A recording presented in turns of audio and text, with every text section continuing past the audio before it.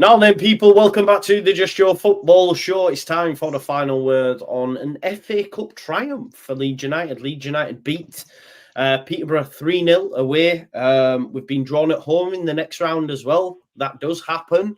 Plymouth at home, which, it's not the glamour tie, but it's a tie that we can win. So progression to the fifth round could be on the cards, and before you know it, we're dreaming of Wembley.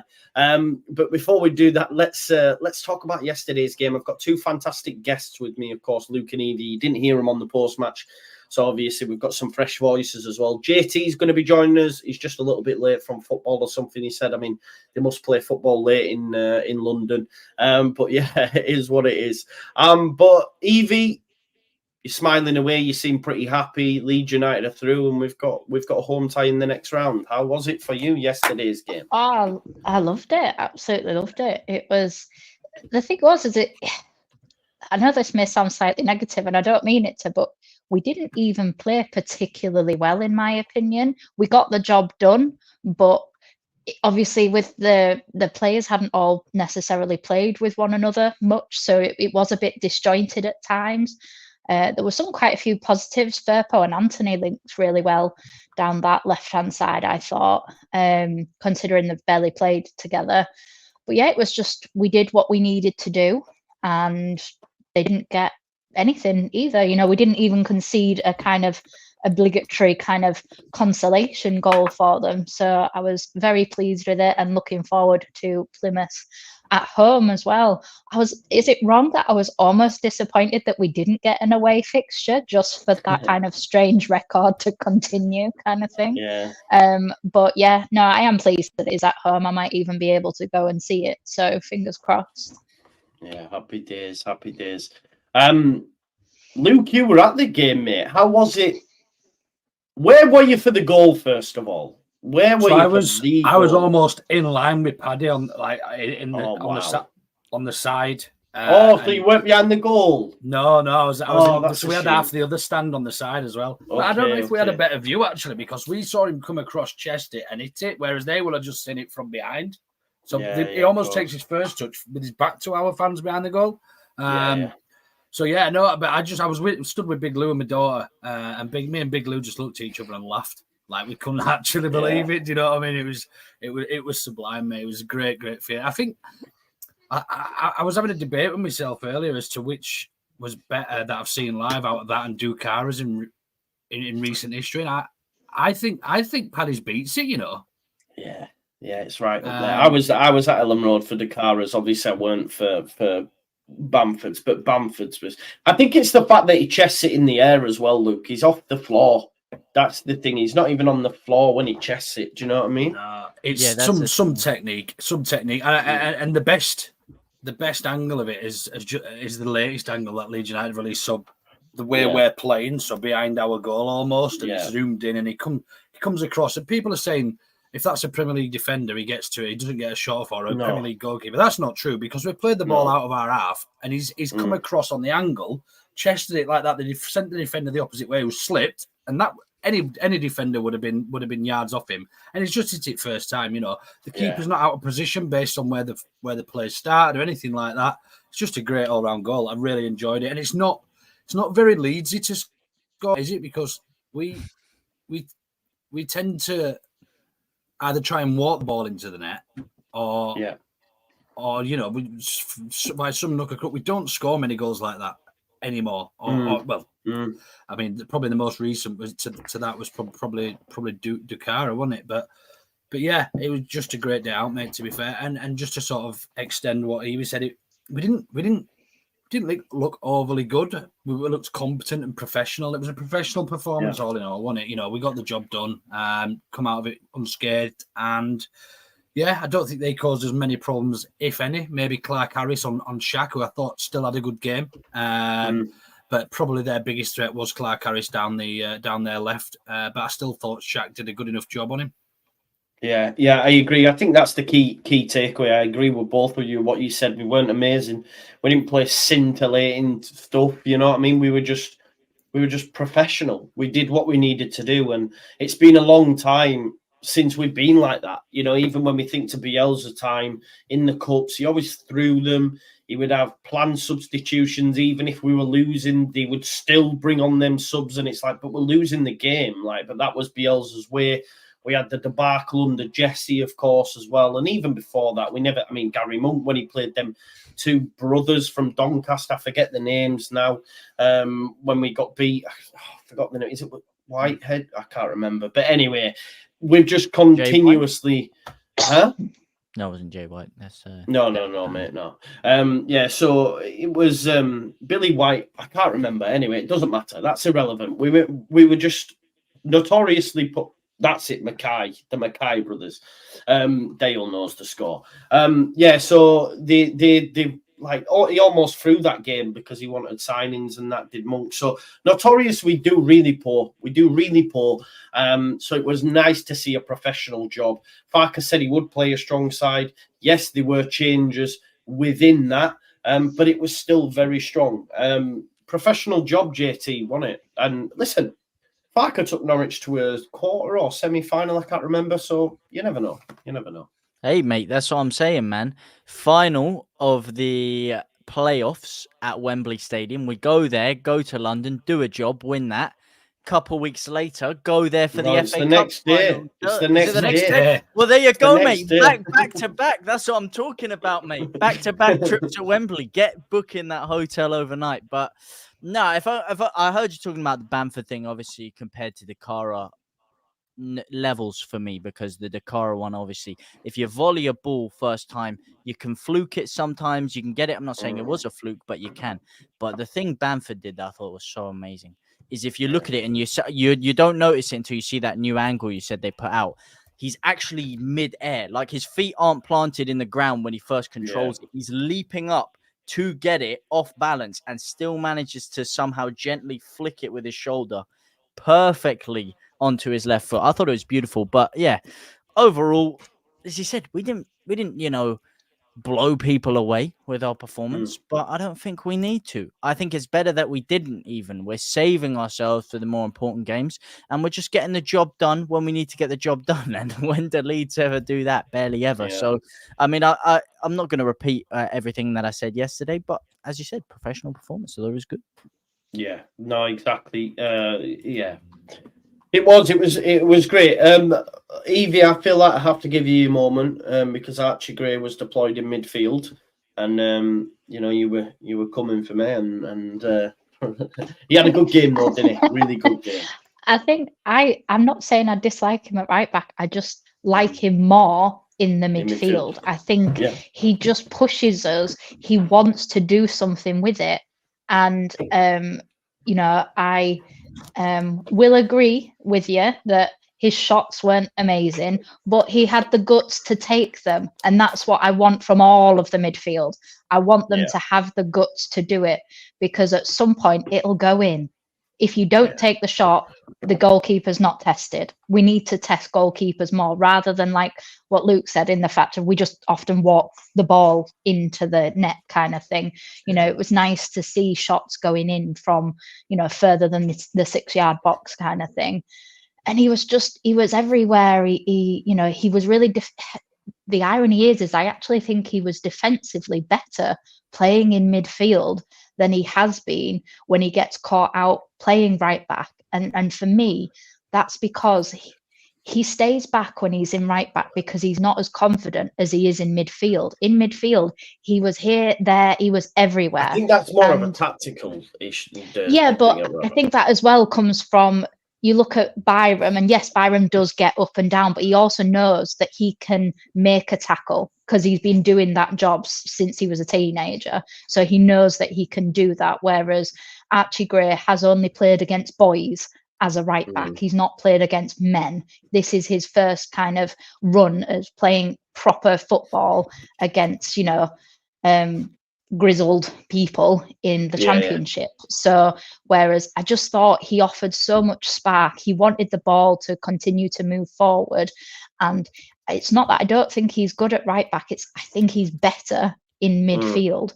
And for me, you want your best players playing in their best positions for them to get the best out of the whole squad. that's always been my reasoning as to why I prefer him in midfield, because he just tore it up yesterday. Like, yes, he needs to work on his shooting. There's no doubt about that, because those were more like passes than one of them was shots. a penalty, man. He rolled it out to him and he just passed it him straight back. I was thinking, fucking penalty, man. You could have put it in the corners. And he had another shot that was really powerful, but again, all he had to do was angle that slightly, to the left, and it would have probably gone in. It had enough power on it, but that will come with more, and that'll come with him playing more in midfield, because the more he has those opportunities, the more he realizes, if I hit it there, it's just going to go to the keeper, because I did that last game. So if I do it this way, then it'll be. Evie's not in HD, right? But when she goes in HD, she's also got a beard. You just yeah. No, I can just twizzle it and all sorts. Yeah, it's a good epilation job. Yeah. No, I just dye it, white, so that it, like I don't have the money for constant razors. I do that just a little bit.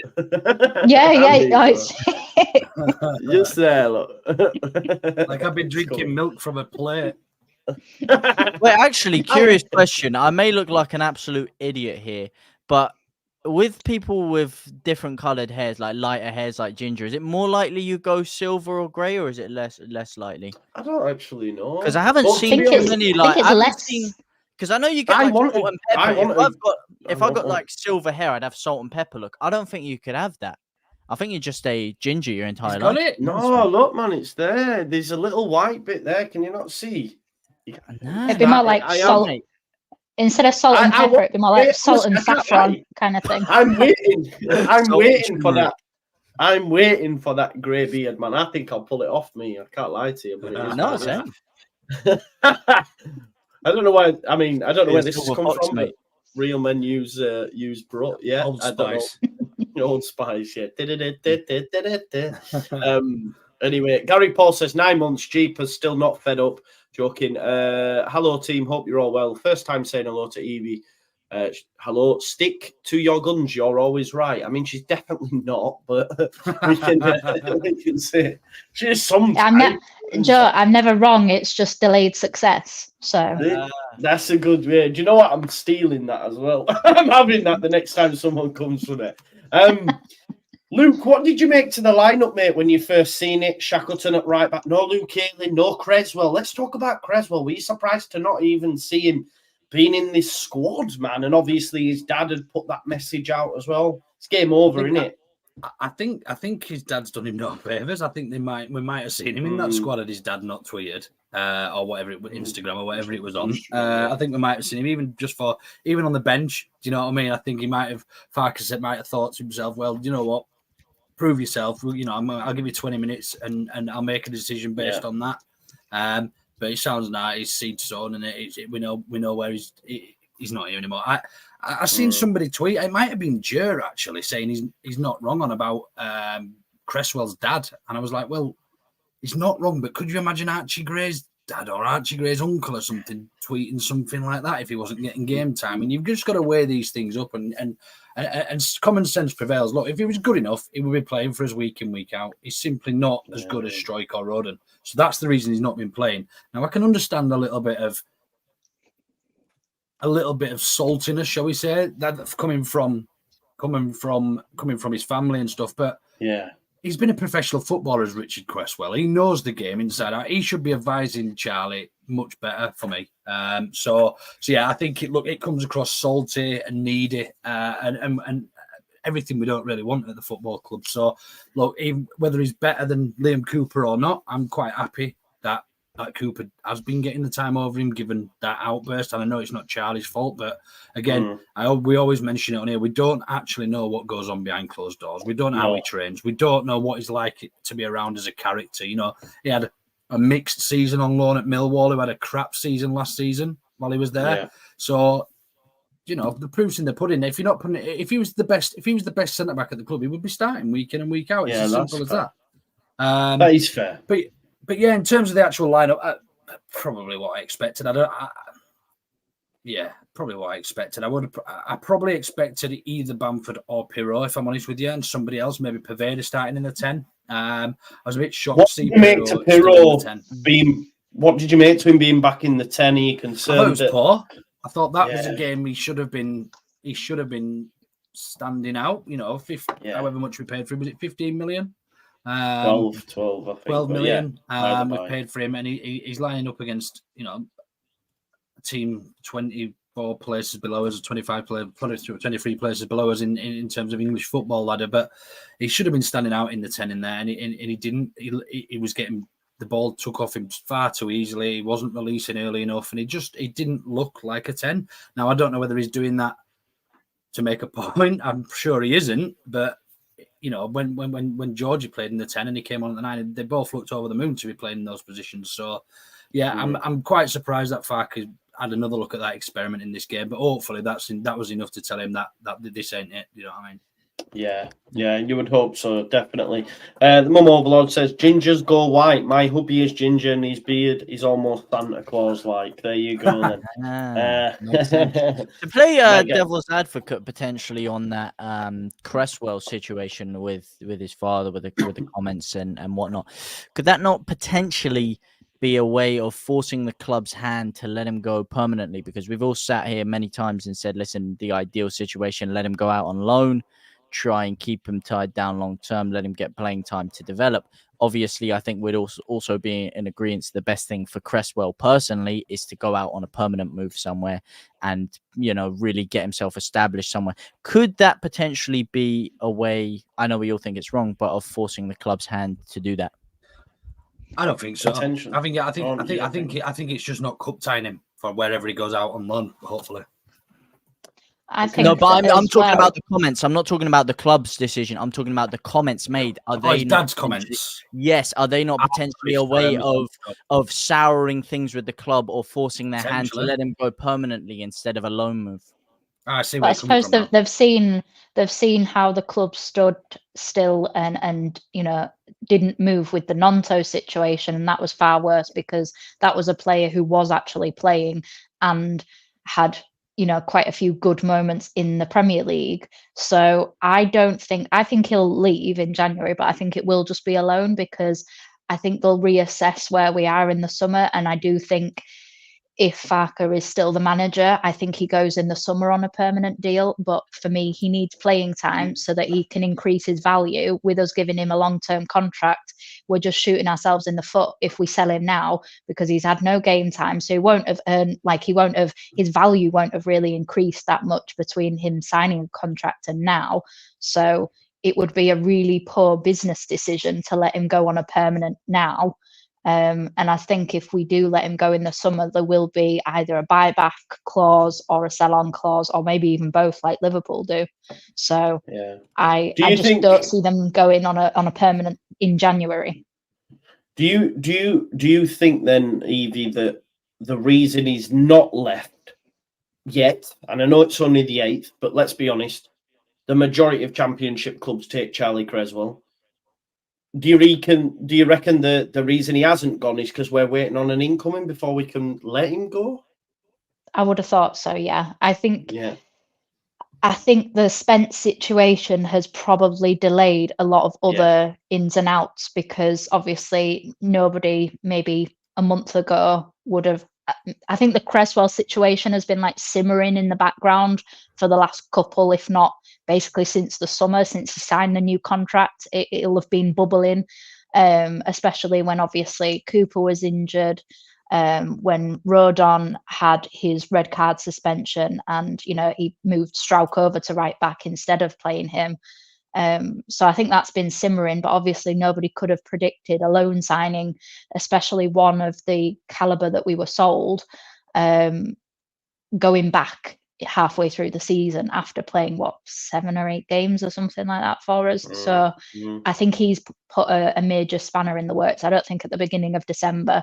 I think we're planning to move Creswell on in January at the beginning of December. I don't think we're planning on getting rid of Spence. So I think Spence has caused a lot of delays in, and they're smart as well. They have to not look desperate. It's like what I said the other day, is the fact of we have to bargain from a place of strength rather than a place of weakness. And if we get rid of Creswell first, we're coming from a desperation of we need another centre back. Whereas while we've still got him in the club, we've still got a centre back.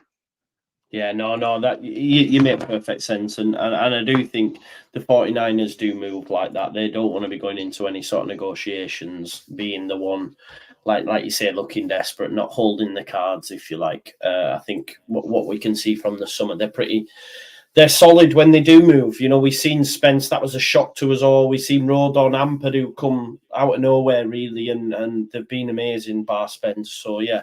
And I still stand by the point. I think if Spence had never got injured, I think he'd have still been here, because they probably forgive him for his off-field stuff if he's playing every minute. And he would have played every minute because he's a good right back, but obviously now. But, yeah, definitely you can see that. So, Luke... Bamford. I just want us to all talk about Bamford for a little bit. Is he back? And I know it's early, right? I know it's early. And I said this and people lose their shit over it. But I guess I'm going to ask you what I asked on Twitter. At what stage can we rely on him again? Because at the minute, I'm still unsure. But we've seen in 2 performances now, he's played well. He's occupied defenders and he's scored 2 in 2. So at what stage do we go, do you know what? We're all comfortable with Bamford being that guy again because he's going to stay fit. When does that happen for you? You're muted, pal. Sorry, mate. Yeah, no, I'm sorry. I've been trying to hide my flatulence behind the mute button because I've been eating pizza and it just, I haven't really. I've had the dogs yelping out the back. But, yeah, I'm ready for him now. I think he's proven that he's, and I said this before the rumours that he were going to start against. Who did he start against last week? I've gone blank. Who did he score? Birmingham. Yeah. Against Birmingham. I said he is our best option. If we can get a fit Bamford that is confident and that has got high confidence, he's our best option at number 9 currently in the system that we play, because of the unselfish runs that he makes and the way he drags defenders around. He's just a nightmare for a centre back to play against when he's on his game. When he's not, he's the easiest centre forward to play against in the league, probably, or one of. Do you know what I mean? Because his second touch is a tackle. But when his touch was still frustrating at the weekend, I'll be honest. There was a couple of times I've always played into him and it was, it was almost like he was playing in ice skates. But it was, I'm ready for him now. And I think he still offers us more of a more output than anybody else who could play there, than Georgie Rutter, than Pirot. Pirot's a frustrating one because he's clearly the best finisher at the club. He's clearly by a long shot, both feet, and he's clinical, But it's getting the ball to him, because we are expected to be putting pressure on teams, and they're expected to absorb a lot of pressure. The majority of teams we play tend to sit back, which means there is not a lot of space. There are not a lot of avenues for us to explore. And unfortunately, Pirot, he's a big old lad. Do you know what I mean? He doesn't like to do the unselfish stuff. He likes the ball in at his feet and he likes to shoot a goal. Not saying that's a bad thing, but it's a thing that's completely different to what Paddy Bamford can offer if he's fit. I'm not necessarily saying he's back, but if we can, I was listening to Phil Hay actually on Square Ball earlier, and he mentioned that Paddy Bamford does score in bunches, so he goes through spells where he gets 6 or 7 when he's having a bit of a hot streak. So it would be counterproductive for us to not play him now, pretty much, I think, because he's got that confidence, because he's in a bit of form. And ultimately, he does lead the line better than anybody else we've got at the moment. Is he back? To answer your question, I don't think so. I don't think we'll ever get the Paddy Bamford back before his injuries. But I think if we can even get 80% of Paddy Bamford before his injuries, his finishing leaves a lot to be desired usually. Taking out the odd anomaly. This weekend being one, but even if he's just getting the position for these chances, he's gonna create havoc and he's gonna create problems for teams, especially teams like Cardiff away that are probably gonna sit back a little bit more than your Ipswiches and Norwiches and other teams. So yeah, I think time will tell. I don't want to jump the gun and say that I think we're gonna get he's gonna get an England call up anytime soon, but I think he's our best option at the moment. Yeah, I To agree. England. And I think I agree. I think Darren makes a great point where he says, no doubt Bamford makes us cross the ball early, which can only be a good thing. So, yeah, and Willie Nonto, few crosses got put in early doors. And, you know, Bamford probably should have scored from one of them. He heads it straight at the keeper. So he does bring a different facet to the game for sure. And I think the whole occupying the centre-backs is so important. And I'm expecting that Bamford will lead the line with Rutter in behind him at the weekend. And someone says away at Cardiff. Yeah, we're away at Cardiff, aren't we? So hopefully we'll see that. Evie, you spoke about like goals from midfield. Ethan Ampadu, 2 goals and an assist yesterday. I mean, I know he wasn't playing in midfield. It's mad that he's gone to centre back to then score the goals. But yeah, it was. I mean, the header was brilliant. The first one, I think Bamford's just miscontrolled it. Although JT will probably tell us it was an amazing assist. He actually tried to tell us. Yeah, he tried to tell us that yesterday. But it was quality, the positioning, the awareness to see that he was in a better position than Bamford to touch it down to him. That's the kind of selflessness you need from a number 9. Definitely. The irony is that assist was better than the assist at Liverpool last season, where he just got his legs caught underneath it and Somerville managed to kind of rectify the situation and finish it off. I actually kind of agree with JT in the fact of I do think he was controlling it. I don't think it was kind of just Bamford. I think he genuinely was trying to control it. Whether it was for himself or whether it was for Ampadu is a completely different question. But he was definitely controlling it and he didn't miscontrol it kind of thing because it worked. So, and a player got on the end of it, whether it was his own foot or whether it was Ampadu's is almost irrelevant. But to go back to the Bamford thing, I have always said Bamford, we need his characteristics. We don't and at the moment, the only striker that we found with his characteristics is him. We haven't managed to create, mould a striker that has what he has. And even last season, when he couldn't finish his dinner, we still genuinely played better when he was on the pitch. But that, I don't think that says that he was brilliant. I just think that says that how poor the rest of the team were, that actually we played better when a non-scoring goal scorer was leading the line.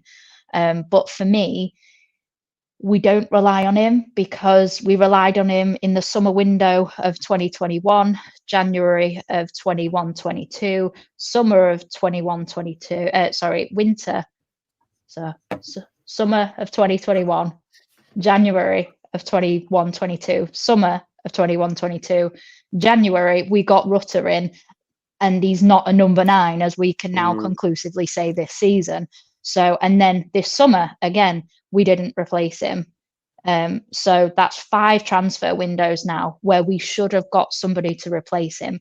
And by replace, I just mean for competition. I don't even necessarily mean to fully replace him. Right now, he needs replacing, but in 2021, he didn't need replacing. He needed competition.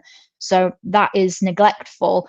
And Bamford, to be honest, has been treated poorly. He's been scapegoated by the club because instead of the club being held to account for not buying a suitable replacement, Bamford has been abused by, a small but significant amount of the fan base for not scoring goals. But you can't fully put that on him. If you're a club, you're a business, so therefore you have to replace the goals somewhere, and they didn't replace the goals, and then we lost Rodrigo at the time, though, didn't we? No, I was literally just about to say the irony is actually by playing Rodrigo in his preferred striking position, we got the goals. But then obviously Jesse Marsh decided to bring him on for the last few minutes in a blooming cup match, which we'd already won. Accrington. People tried to defend that fucking decision. No, I know it was ridiculous. Tried to defend that. Oh yeah, you probably were one of them. How do you feel about that now? I don't know how or what angle I took, but I'm sure I probably did. I love that. So, I love that. Like, just to finish off, is I think we need to replace him because like Luke, you've just said about he goes through hot and cold phases. It's the same as Jack Harrison did. You know, he'd had a few good games where he'd really contribute and then he went missing for a few games. You know, Bamford did that and then he would get injured. So he would go missing in games that he was playing and would go off injured. So he has proven over the last 3 seasons he is not reliable. I'm not saying it is or isn't his fault, but the stats and the goal contributions over the last 2 seasons speak for themselves. You know, you can't have the highest kind of earner not doing what their job title says that they should be doing in scoring goals and still kind of justify his wage by not getting somebody to A, offer competition, or B, supplement his goals when he is unable to be match fit. And then again, midfield need to score more goals. I think, well, isn't it usually because I think the only reason Ampadu scores yesterday is because he plays in centre back, because he usually isn't in the box. He's outside of the box because we have the centre backs in the box to score from set pieces. So by actually swapping him out, he was able to score those goals. So maybe that's just the secret. Maybe we just need to play Ampadu and play Gruev in midfield instead, and then we'd get a load of goals from Ampadu. I am just to be fair, I'm you just, say that, I'm just but Joe kidding. Roden has actually had quite a few opportunities inside the box this year and squandered them. So you're actually 100% right on that fact. Yeah, he's got worse ahead than fucking Strauch, to be honest. Well, unless it's going towards our own goal, ironically enough. But yeah, that's listen, true. mate, I'm not hearing this slander, mate. Patrick Bamford, PB9, is back like Eric Bischoff. All right, this guy is the man. And I know you say he doesn't score a lot of goals all the time. He can go missing. He can be very profligate. But listen, a striker's game for me is more than scoring goals. It's about everything else you can bring to the table. It's about your pressing ability. It's about your hold-up play. Can you play back to goal? Can you knock defenders around? Can you make the runs in behind? Can you drag people out of position? And these are all things that Patrick Bamford does beautifully. And a lot of his movement, a lot of the great things he does go unnoticed until he does something brilliant like he did with that goal there. And there's a reason why the greatest manager I've ever seen manage Leeds United, and I trust him more than anyone I've ever known when it comes to footballing decisions, decided to consistently play Patrick Bamford, even over Eddie Nketiah. In that season, Eddie Nketiah was coming on last 10, 15 minutes of games. He was winning games for us. He was scoring winners consistently. He probably got us about 12 points that season with some of his late winners, just for half the season. But Bamford was still starting ahead of him. And if I remember correctly, he only scored like 14 or 15 league goals that season, as opposed to his first year in the Prem even, where he scored 17. But he was still playing because of every other aspect he did for the team. And Bielsa decided, you know what, maybe I'm going to sacrifice a few goals because he's going to get everyone else to contribute and chip in with more goals. And you've seen it already. He's got Ethan Ampadu his first goal with a beautiful assist down to him. So these are the aspects I think I would keep him. The only thing I would agree before you jump in is that he is very injury prone, and that could make him unreliable. But the difference we have, JT, anyway, most of our goals have come from the wings anyway. So it makes no odds who play. It's just adding to our attack by having Paddy Bamford in there. Even if he doesn't score, even if he moves around so the wingers can get more goals, or even Rutter in from the 10, it's still creating more issues. The difficulty we've had is not playing at home this season. It's not, apart from trying to break down Rotherham and Sheffield Wednesday, the difficulty we've had is on the road when teams sit back, they've got the fans behind them, they've got the wind up their arse, and you know, we struggle to break down the teams who fans sitting back, and we know they can't go toe-to-toe with Leeds United. Putting Paddy Bamford in there creates a whole new dimension of striker. Rutter didn't do it, and Pirro doesn't do it. They don't move about. They don't make unselfish runs. And I said it last week, it's almost is it a hyperbole? That actually Bamford is unselfish, because when he took that penalty, you know, he was dying for a goal, and we were all calling the most selfish man on the planet and everything else. So, but actually, when you watch him, when you actually sit and watch him from the stands, he does so much running, and he's so niggly. As a defender, you would hate to play against Paddy Bamford, because he's in your ear, he's standing on your toes, he's in your ribs and that. He's quite a dirty individual, do you know? He gets away with it. But he's the type of striker you need in the Championship. 100%. Yeah, it's a great point by Emil Lula. We do need to 100%. Yeah, he's come on, and when we needed something different, he's given us something different. But not and as not off the bench though, Joe. Is what I'm trying to say. That's what doesn't I work. mean. It Yeah, doesn't work. 20 no, minutes for him. It's not his game. Yeah. After two pace. After two losses against Preston and then West Brom, he switched it up and it's worked. So you have to give Farts prop for that, and you have to give Bamford props for that as well, to being, ready to take on that mantle. I do agree with what Evie's had to say about us needing another number 9, because what's clear is he doesn't fancy Pirro as a 9. And has Pirro played enough as a 9 at Swansea and Co? Maybe not. He's played more so behind the striker. Maybe we all see him as a 9, but yeah, I think the fact that he then played him in the 10 again alongside Bamford, whether or not that was to try and prove a point to us because he thought Pirro would get involved. I'm still not too sure why he did that, but it'll be interesting to see what he does on the weekend. But if he continues and wants to see him as a backup 10 now for Rutter, then we still need to go out and get a 9, because knowing our look, 1st of February will come round and Bamford will break down and then we'll be up shit creek again. So it'll be interesting to see if the 49ers are actually gonna make these sort of moves and preempt these sort of moves, which is what Radrazani's era never did. They were willing to gamble, and a lot of the time the gamble never paid off. I do want to talk about Luke Ayling. Obviously, Luke Ayling, I'm surprised didn't start. I'm still convinced he goes to Middlesbrough. And I think, although it hasn't been mentioned, there's a lot made of him sort of saying bye. It didn't look like a good bye to me. It just, but then again, Cooper gave him a cuddle. You don't know, do you? It's hard to tell. Luke, you were at the ground. How was it in the ground with Luke? It felt like one. It did feel like because one. on the TV before he came on, he went like this, like like a blowing out of the cheeks, as if to say, "Wow, this could be the last time," kind of thing. Yeah, he looked relatively emotional, and there was a young kid actually ran on at the side of me. You won't have seen this, but he ran on the pitch and went straight up to Luke and gave him a cuddle and asked him for his shirt, and that he didn't give him his shirt. So whether that's because it's his last time he's going to play in a Leeds shirt, or what, make whatever conclusions you want, but yeah, Cooper ended up giving him his gloves, I think, to this lad, to this young kid who'd run on the pitch. But so yeah, I mean, it did feel a little bit like one last rodeo, but I guess we'll see. I hope it isn't. I hope he gets to play at home, but then we're pushing it further and further into the window, because we've obviously got Cardiff away this week, and then we're at home at Preston the week after. So you've sort of almost got another sort of 2 weeks nearly. So yeah, and if Middlesbrough want him, they'll want him as early as possible in the window. But again, I think going back to Evie's comment earlier, I think we're pretty.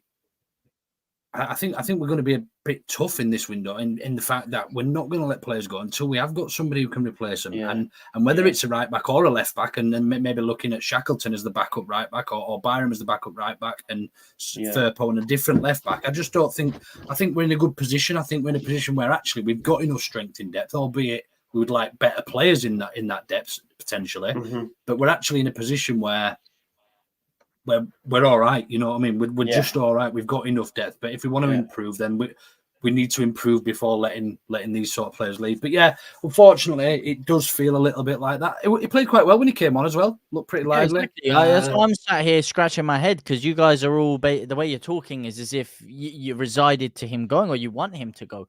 For me, I don't want him to go. I think huge mistake if we let him go. I think he's a very competent right back. I know there's been a few problems with his fitness. I know there's a lot of circulating clips of times where he's not tracking back right, his positional awareness. But listen, the guy's a clutch player. He knows what it's like to get promoted.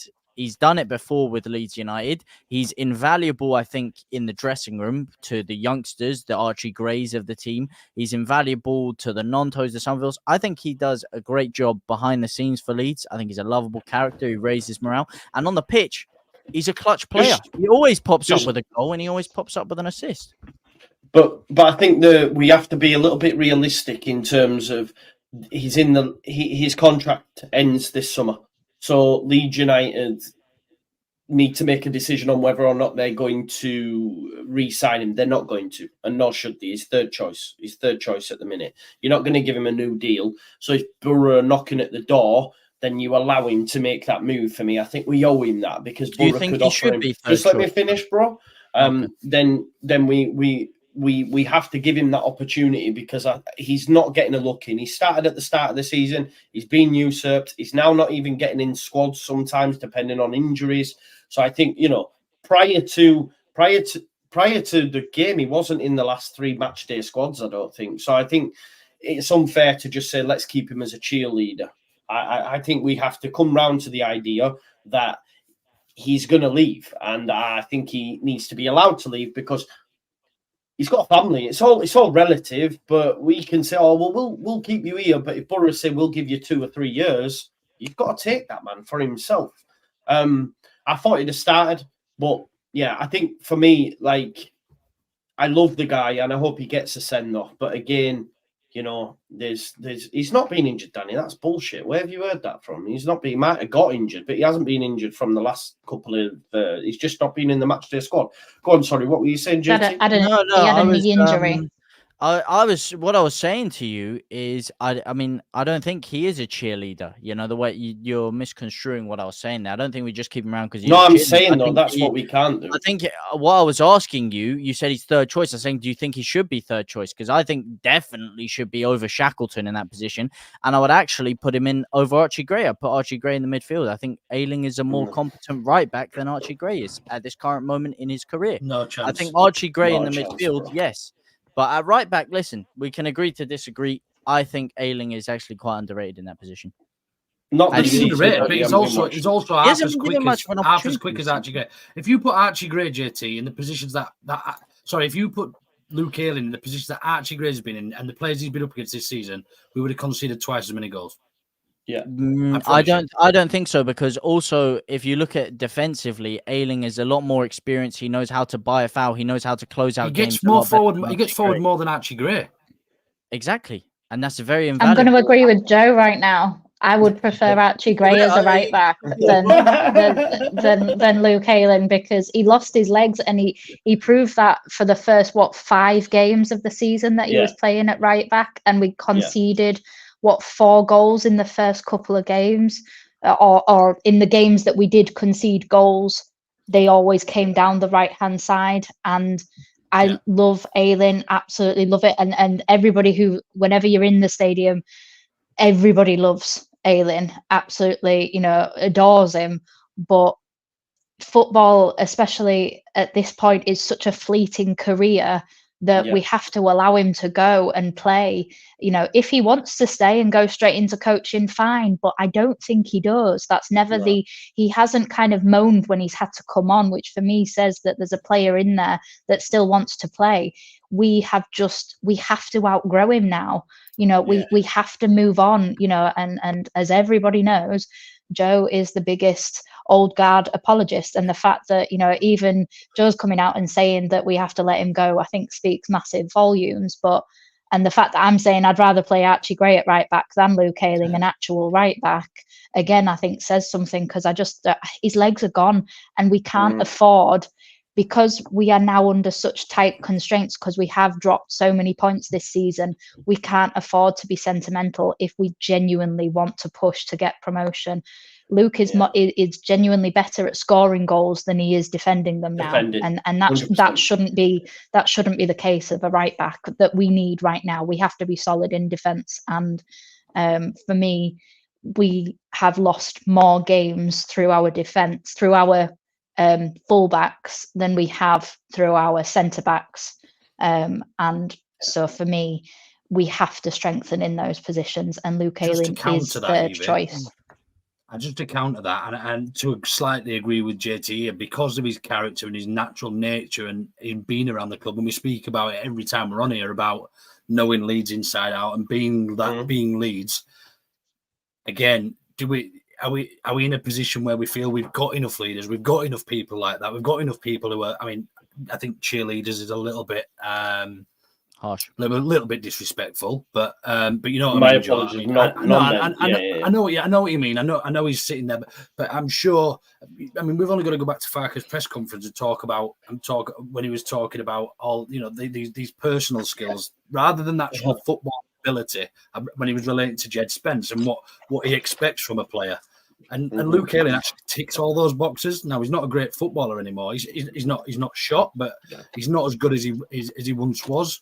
He's lost, as you say, he's lost a yard of pace. However, we are going to be substituting footballing ability for potentially some leadership skills and some softer skills and things that actually have the makings for a good side. Are we in a position where we need to improve at right back rather than having somebody like that around? I don't know, and it's not our decision to make ultimately. And I'm sure Farke's done his due diligence. No, and sorry to jump in.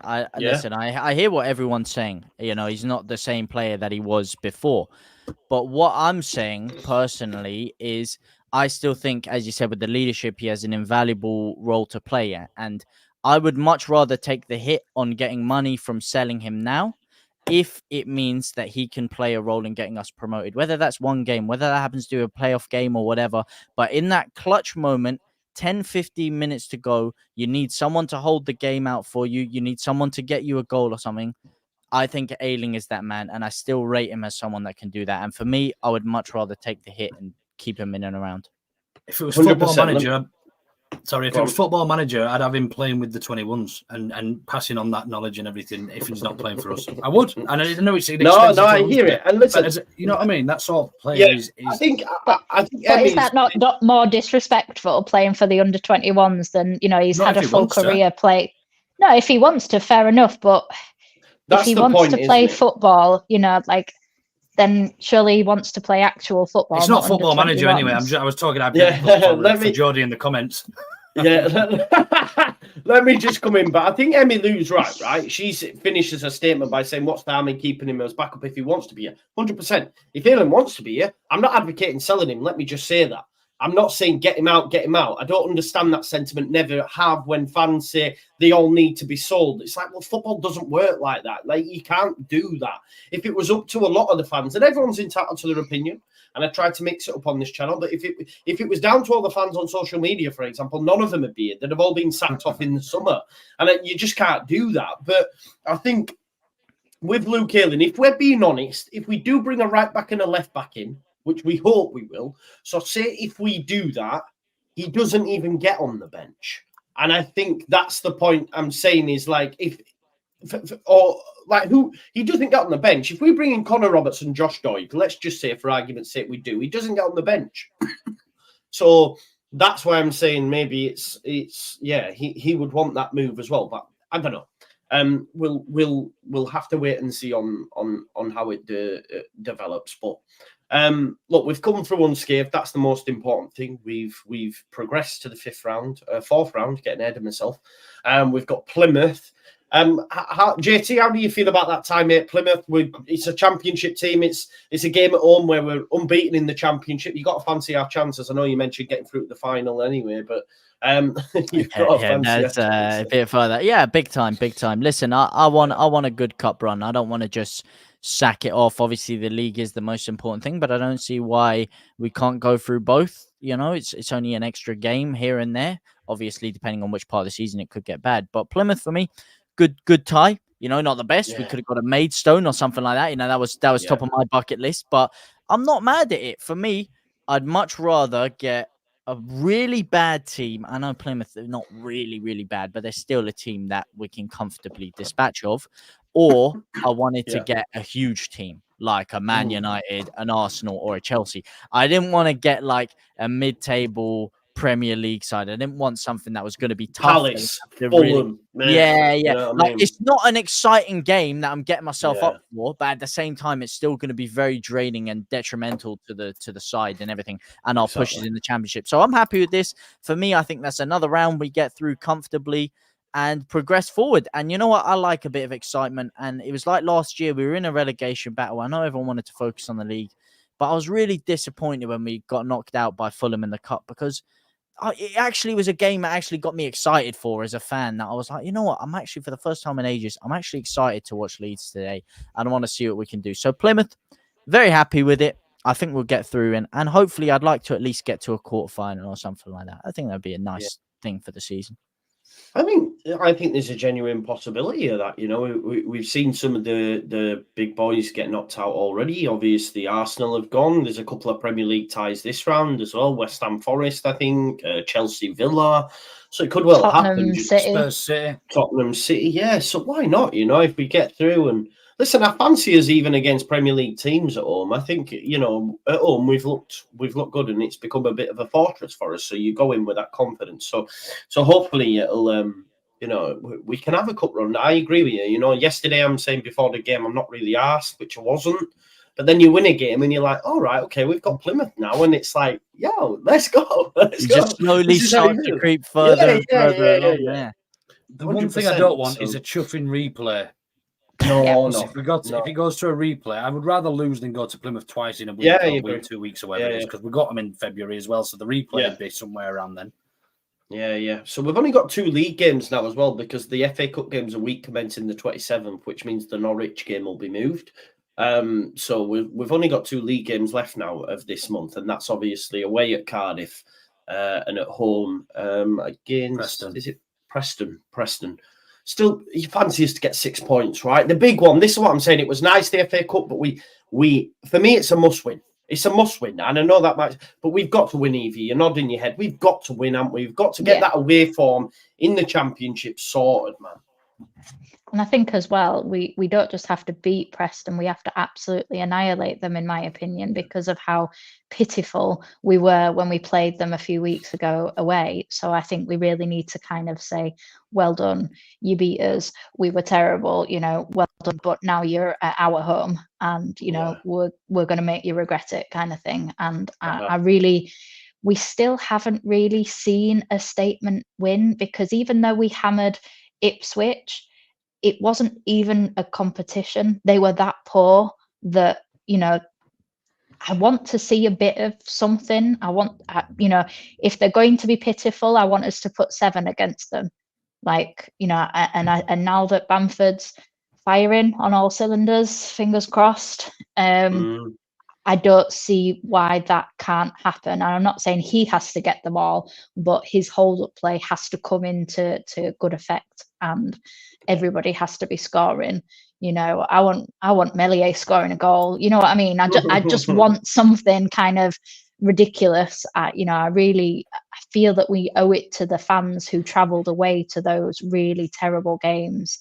I think we owe them a good result, and we just, it's important that we prove, because so far every time we've had a good result, we'll have maybe 2 more good results, and then we'll have a couple of blips, whether it's draws, whether it's a loss.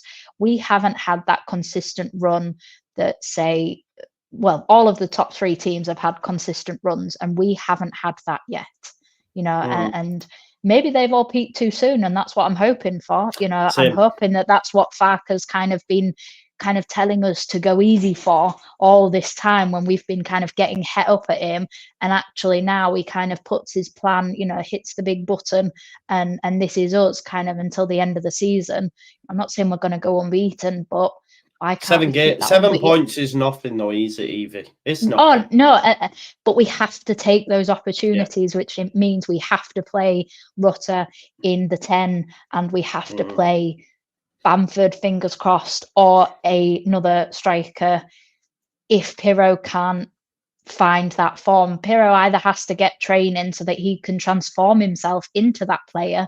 You know, we've seen it happen with players before where they can be transformed. You know, that, you know, he's not done and dusted. You know, for me, you know, there still is, you know, like Luke, you've said, you know, he's the most clinical goal scorer that we have at the club, you know. So if you get him in those positions, if you play him as a number 9 and get the whole front 4 pressing, you know, we're scary, but we just haven't really had proper teeth for quite a while.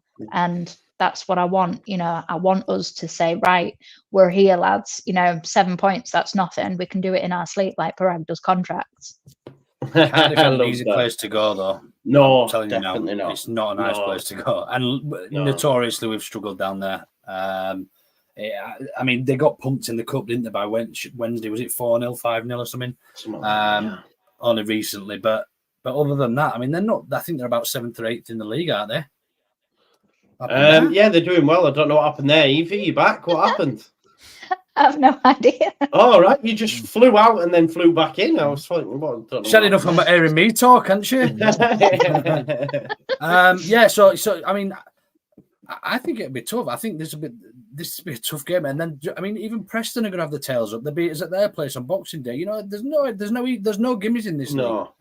But I expect us to be going there with Dick. To be honest, there's nobody in this team I don't think we should expect to be losing to, because we've already beaten the team that are flying high away from home. You know, we've beaten Ipswich twice. They're the best two teams. So far, they've been the best two teams in the league. So yeah, there's nobody I don't expect us to win, but I just have a little bit of a reality check before every game and just think, you know what? It's tough, man. This league is tough. It's so unforgiving. I do just want to, just before we finish up, because Evie mentioned Meslier scoring and Jason Lee's mentioned this as well. Do you think people will appreciate Meslier more now without being in front?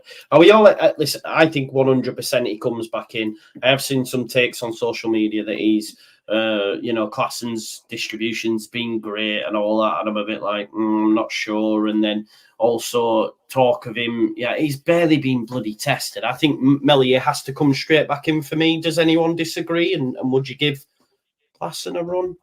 Nah. Mellier's the man. At the end of the day, best we got. Klassen number 2, Carl Darlow. Please don't make me suffer watching that again. But Meslier for me, 100%. Yeah, I think so as well. I think he comes straight in. I do. Klassen hasn't disgraced himself though. No, he hasn't. One thing that I would say is that his distribution from the back, as in short passes, it looks nervy, but that might not be him. It might just be the fact that back four hasn't been consistent in front of him either. Those back four players haven't been playing all season together, so that will make it a bit, nervy. But I do actually think his long balls are better than Mellier's. They actually find a person, which is always a start. It may not be one of our players, but it does usually find a person instead of just going, put straight out of touch. And he knows when to put his foot through it. His decision making seems to be a bit better than Meslier's, if I'm honest. I agree. His distribution's a bit quicker as well. We don't, because that's actually that probably. He throws it. He throws it quite quick. His nervousness. He'll see a player out, and rather than Meslier, will dick about with it like a bowling ball at the back a couple of times before he releases it. Klassen's probably nervous to do that, so he actually just lets it go. But often it's sometimes a better option. It's also a very small sample size, though. Sorry. Yeah, I know. I mean, he was crap in the 21s for a load of games as well. I think he played in the cup once. So I mean, everyone looks at all of Mellier's mistakes and compares it to people who've played like a fifth, like 100th of the time that he's played. The more you play, the more mistakes you make. 100%. I agree. There was one ball out to Nonto that was on. I agree with what Evie said. His long game was decent, but like you say, it's a small sample size, and that isn't an area Meslier is great in. But what he does do really well is like create angles for his centre backs and that. And I do agree with Evie with the nervousness at the back as well, because I don't think Klassen's able to do that, to make sure he's moved over here to receive the pass to then move it onto Rodon. He's a bit all over the shop. Do you know what I mean? But that comes with time. But his haircut's really bad as well. As confident Jason from corners though. Yes, yeah, for sure. But I don't think Meslier is unconfident. I like Meslier punching it, but everyone just believes that you have to catch a ball, and I just don't think that you always have to. But listen, everybody's different. We've all got opinions. Right, we're just up to the hour. Great show again. Thanks, Luke, CV, and JT for coming on and giving up your time, especially this late hour. We've got a game to look forward to at the weekend. There'll be many more shows during the week. Make sure you check out Luke at Ought to Know Better. Make sure you check out Evie across socials, and of course JT at JT Live. And we'll all see you again soon. Thanks, and enjoy the rest of your evening. Don't forget to smash a like on the way out. There's like over 600 people watching, which is great, and we'll see you in a bit. Thank you now.